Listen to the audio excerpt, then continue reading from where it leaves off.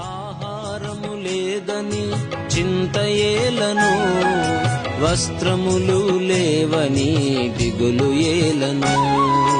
ఆకాశ పక్షులను చూడుడి చూడుడి, విత్తవు కోయవు పంటను కూర్చుకోనవు.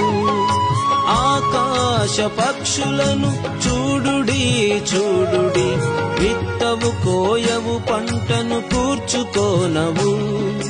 ఆయనే వాటిని పోషించుచున్నాడు, ఆయనే వాటిని పోషించుచున్నాడు. భయము లేదుగా, దిగులు లేదుగా, యేసును నమ్మిన వారికి.